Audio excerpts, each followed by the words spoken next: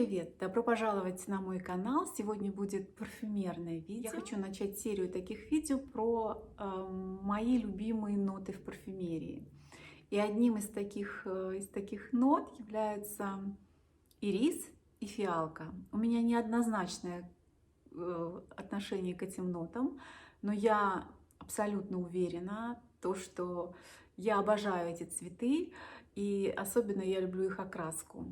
Как фиалки такого нежного фиолетового цвета, как синие ирисы, какие-то королевские для меня загадочные цветы. Поэтому эти два цветка, я обожаю их красоту, их прекрасный цвет, который меня зачаровывает. Ну и также и ноты в парфюмерии, которые встречаются довольно часто, но очень сложно найти действительно красивый ирис, например. Вот одним из моих любимых нот, и этот ирис я долго искала. Я считаю, что эта нота такая достаточно специфичная. Мне кажется, она прибавляет аромату какой-то статусности, возраста где-то. Но именно эта нота бывает необыкновенно тонкой, красивой и дорогой. И вот для меня, у меня, к сожалению, нет самого аромата, но у меня есть два парфюмерных продукта от Hermès. У меня такая вот серия, здесь в комплекте был мусс такого нежного, приятного лавандового цвета, оставляет прекрасный тонкий, благородный оттенок на коже этого аромата духов ирис. И есть у меня еще жидкая пудра. Это что-то очень необыкновенно такое комфортное для тела, для ухода. И она оставляет на коже слегка легкое мерцание и тонкий-тонкий дорогой запах аромата ирис. Что здесь? Здесь, естественно, главные ноты, первые ноты, верхние ноты — это ирис с кориандром, гвоздика и амбра. Средние ноты — это тоже ирис, мне кажется, даже такие вот корни ириса, нероли и роза. И базовые ноты — кедр, дерево миндаля, мед и ваниль. В общем, очень скроен этот аромат тонко, дорого, очень красиво. Ну, я не знаю, как насчет кориандра. Для меня, вот, мне кажется, это моноаромат ириса. Я слышу здесь действительно вот такой вот холодный, красивый, отстраненный, темно-фиолетовый, темно-сиреневый ирис, который этот аромат, он как-то немного возвышает, немного отстраняет себя от реальности. Он как-то тебя,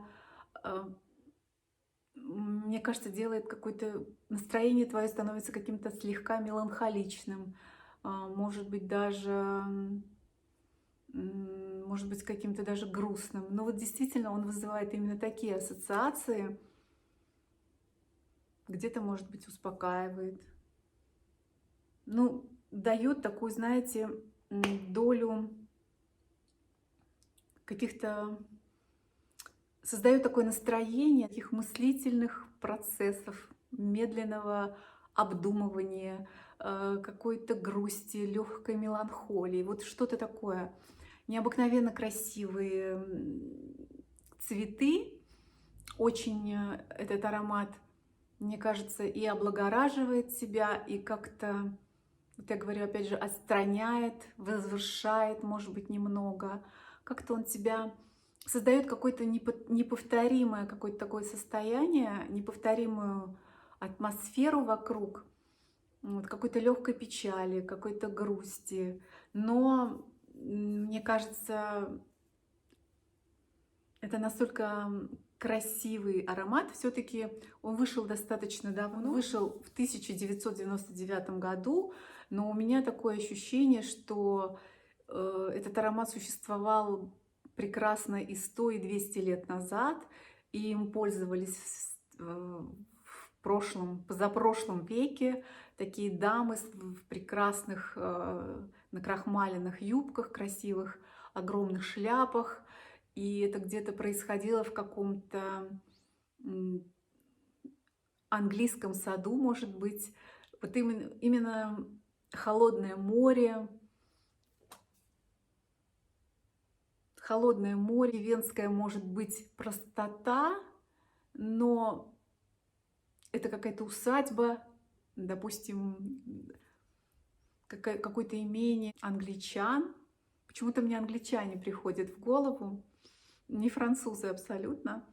Холодное море, красивый сад, в котором цветут вот эти цветы, ирисы. И вот такая девушка меланхоличная, спокойная, отстраненная, которая благоухает такими вот красивыми ирисами. Вот такое у меня отношение к этому аромату. Я пользуюсь этими средствами очень редко, потому что, наверное, не всегда хочется в такое настроение как-то иметь. Как-то хочется немножко... Нет в нем какой-то вот радости, позитива. Нет, в нем нет этого. Вот действительно, это аромат такого меланхоличного, немного отстраненного, грустного настроения.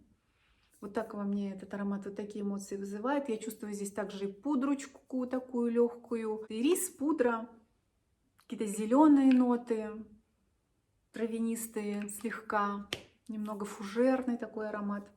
Но очень интересный, очень необычный. Есть в нем какие-то и такие холодные, прохладные ноты, действительно какого-то, как будто вот корни риса вы достали, раскопали и чувствуете вот этот вот запах именно корешков. Необычно, красиво, меланхолично, очень интересно. Но для меня это стал самый любимый и самый красивый рис, который я когда-либо слышала. Так что, мне кажется, Hermès удалось это сделать просто, на 5 баллов. И еще одна любимая нота, тоже такая неоднозначная, тоже любимая, такого эти цветы я тоже обожаю, фиалки. И это моя новинка, и я недавно купила этот аромат. Это Balenciaga Eau de Parfum Paris. Здесь даже есть адрес 10 авеню Georges, 10 авеню George. Вот, полное название. Называют этот аромат обычно Balenciaga Paris, просто и все. Сам аромат находится вот в таком красивом мешочке. Здесь тоже написано Balenciaga. И посмотрите, какая-то красота, какой красивый флакон. И уже сколько я использовала этот аромат. Вы знаете, я просто не могу оторваться от этого аромата. Это настолько мне понравился этот аромат. Я говорю, это бывает очень редко, чтобы я так упивалась этим ароматом. Каждый раз после того, как я его купила и открыла, я каждый раз, каждое утро тянусь именно к нему. Первый раз я не пожалела о том, что я купила именно 75 миллилитров. Это достаточно много. Я зарекалась, что не буду покупать большие флаконы, но не в этом случае. Он, конечно, не стойкий. Абсолютно легкая такая вот субстанция, которая, хотя написано, что это Eau de Parfum. Но я все-таки думаю, что мой нос к нему очень быстро привыкает, к этому аромату, и я перестаю его ощущать. А вокруг все равно окружающие чувствуют. И что самое интересное мне понравилось, он такой какой-то аромат с секретом. Я его то слышу, то нет. Вначале, да, когда ты его нанесла, ты его прекрасно вот ощущаешь прям несколько, часа два. Потом он как будто прячется, а потом какое-то движение, или ты вышла на свежий воздух, и тебя обдает опять этой волной. Это так красиво и необыкновенно. Он резко так вот появляется, как будто вот спрятался и появился снова. И такая тонкая, красивая нота, необыкновенно красивый, необыкновенно завораживающий парфюм. Я очень жалею, что не знала о нем раньше. Я почему-то тестировала его давно-давно в Эль де Батте. Но больше я почему-то обратила внимание на Флор Ботанику. А вот мимо этого аромата я почему-то как-то прошла. Сейчас, вот, может быть, еще и возраст у меня изменился, может, восприятие мое изменилось. К этому аромату сейчас у меня такое вот очень дорогое вот такое отношение прям с придыханием. Мне очень понравился. Аромат сам по себе, естественно, он фиалковый, бесконечно фиалка. Здесь такая красивая фиалка. У меня есть некоторые фиалковые ароматы, и я много таких ароматов слышала. Но здесь, мне кажется, самая-самая красивая фиалка, нежная, легкая, слегка пудровая. Фиалка, лист фиалки, герань, вирджинский кедр и пачули. Здесь даже нет вот верхних, нижних, средних. С одной стороны, вот даже я заметила, это верно, потому что все-таки аромат прямой. Он, не сказать, что он как-то открывается верхними нотами, средними, базой какой-то тяжелой. У него абсолютно этого нет. Мне кажется, он такой прямой, прямолинейный. Вот он как пахнет фиалкой с какой-то нотами свежей зелени, немножко пудра, цветы, немножко озон, немножко древесные какие-то нотки. Но вот больше всего для меня здесь это фиалка и вот такая красивая, какие-то свежие, свежая какая-то зелень. И чем-то он мне действительно напоминает что-то из прошлого. Мне кажется, у мамы что-то было, или это запах пудры, или какого-то крема. Ну вот что-то такое возвращает меня в детство. Может быть, поэтому мне еще этот аромат так понравился.